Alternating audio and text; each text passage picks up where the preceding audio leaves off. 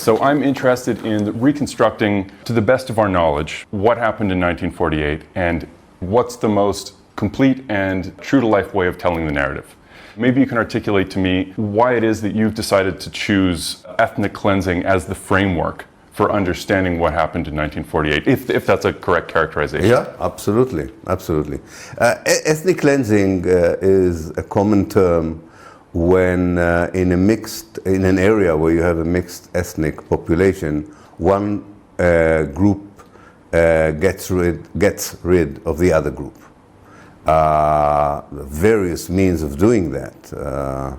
First of all, it begins with ideology, with abstract ideas. When, for instance, in the case of the Zionist movement, you already envisage the mixed country as being purely yours, even when you don't have the capacity to implement the dream.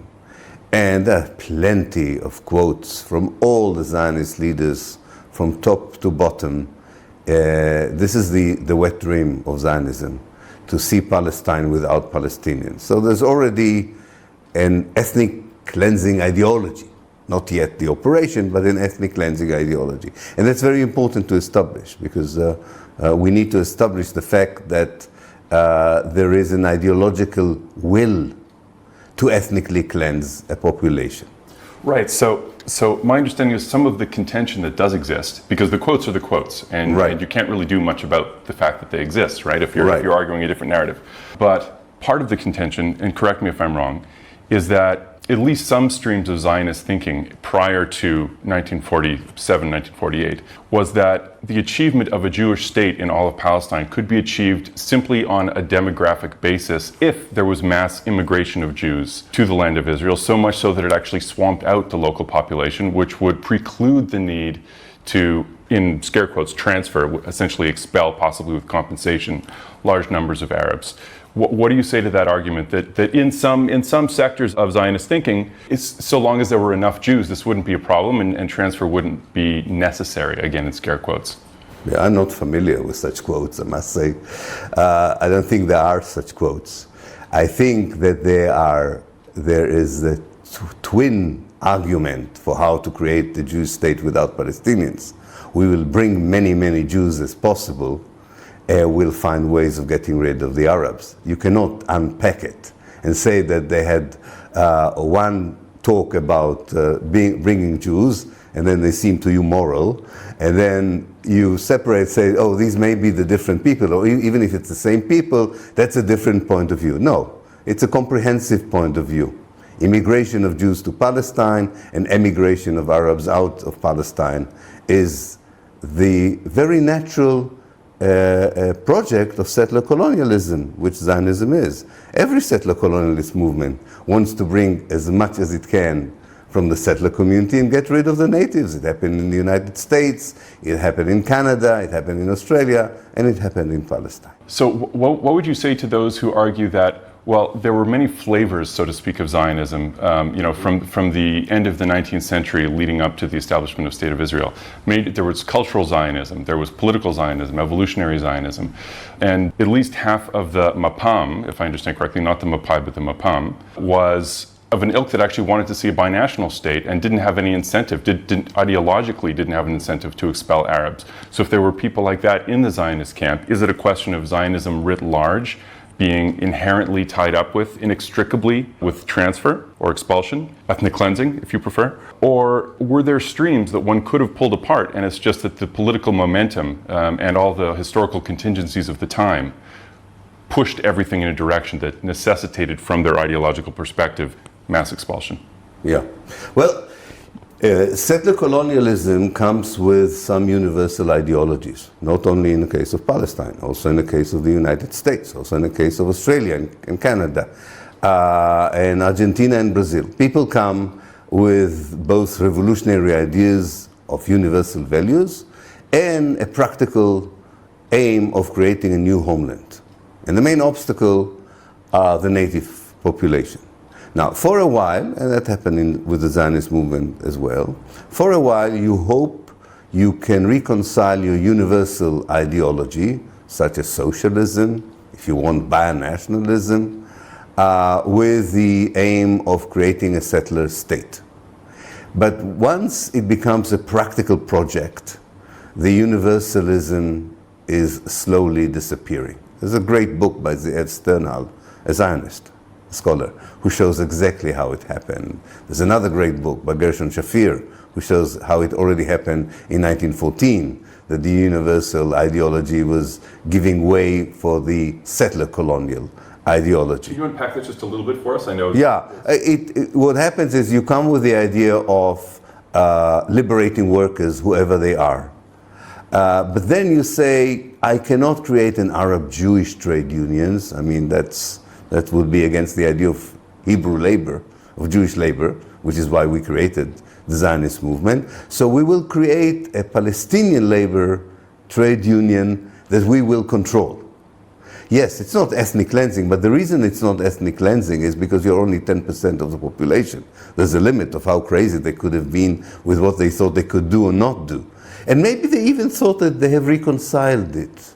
They reconciled the wish to create a Palestine without Palestinians and universal obligation to liberating workers wherever they are. And then it's a time process. As their presence in Palestine continues, and as the native population begins an anti-colonialist struggle against them, universal ideology is thrown out of the window.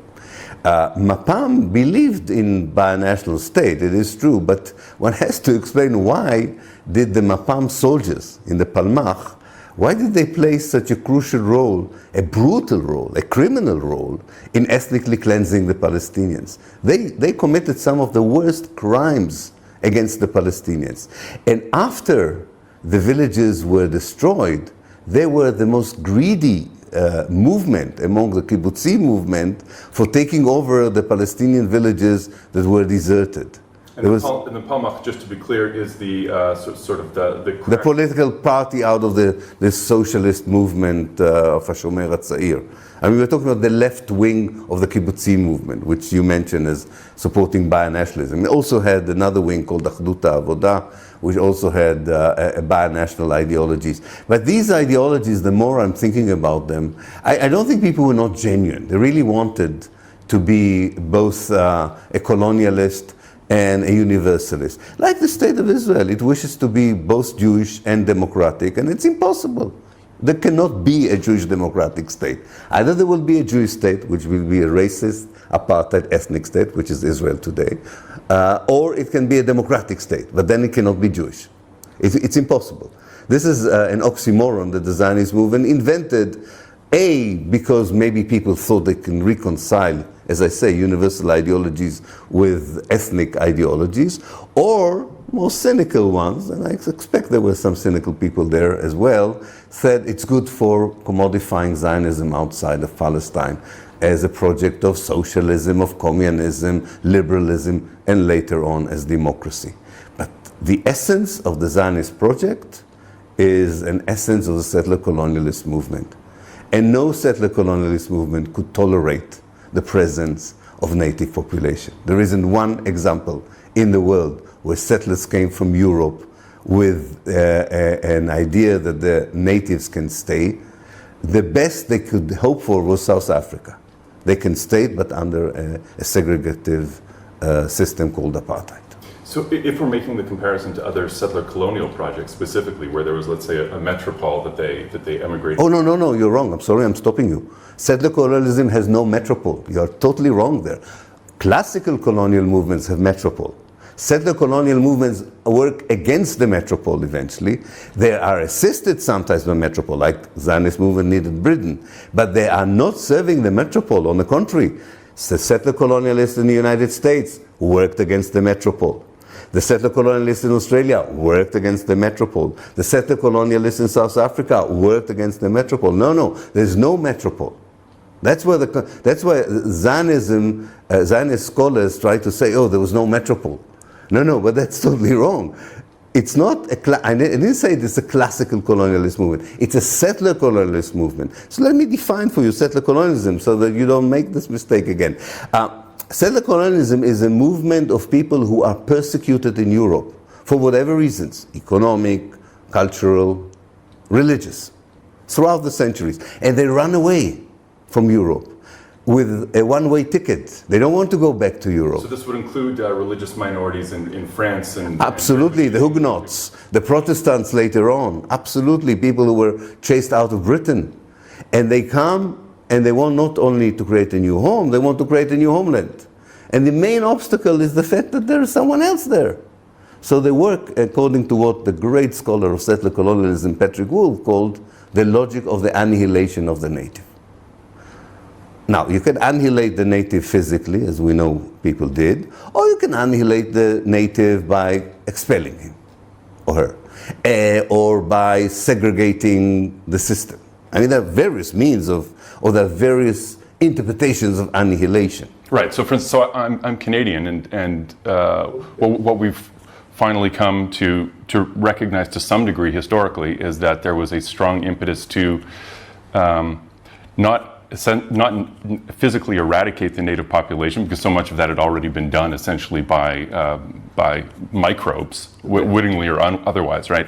But to quote unquote kill the native, save the child. So there was a cultural annihilation, and it's an attempt to fully integrate this quote unquote native population into whatever it was that the settler colonials saw as, as progress, as the future of the society. So in that case, within this umbrella of annihilation, are you including, I assume, efforts to at least culturally assimilate or culturally absorb the one-time native population into a new entity? Oh yes, but Zionism was too racist for doing that. They even had a problem of what to do with the Jews who came from the Arab countries in 1950. They were not sure they wanted to assimilate them either. They had to bring them over because the Jews from the United States and Europe did not come. The Ashkenazi Jews were lost after, they lost in great numbers, were killed by the Nazis. So they decided to bring, reluctantly, the Jews from the Arab countries. And they hoped that they could de-Arabize them. One should say quite successfully that this human engineering worked. So this is an interesting point, because I think what some people would say is a disanalogy between the settler colonial paradigm and Zionism is precisely that second stage, in the sense that one could make this argument from a devil's advocate perspective. If you step back, like let's say about a decade or so, and you take the entire context into focus, you could say that what happened was actually more akin to a population exchange, such as you saw in Turkey and Greece after the deconstruction of the Ottoman Empire, or even in India and Pakistan, because you had an approximately equal number of Jews from Arab countries or Jews from Muslim countries leave their native homelands and emigrate to Israel within a 10 to 15 year period after the Palestinians themselves had been expelled. So from that perspective, if that's how you choose to frame it, and of course the framing is a choice, but if that's how you choose to create the bounds of your framework, you could say, well, this was a population exchange. What do you, as a person who is very committed to articulating this as a settler colonialist project, how do you reconcile that argument with your framework? It's a ridiculous argument, to be honest. First of all, not one Palestinian came from Iraqis, Egyptian, Palestinians, Syrians are not the same people. So I can't see what has the movement of Jews from Iraq has to do with the expulsions of the Palestinians from Palestine. What's the connection? The Jews of Iraq did not belong to Palestine. Secondly, apart from the case of Iraq, where there was really expulsion, by the way, triggered by subversive actions by the Zionist movement, apart from that, Jews chose to immigrate to Palestine. They wanted to come to Palestine. That's the whole idea of Zionism. Palestinians did not want to leave Palestine. So it's a different analytical framework. One is ethnic cleansing, the other is immigration, and it's not the same thing.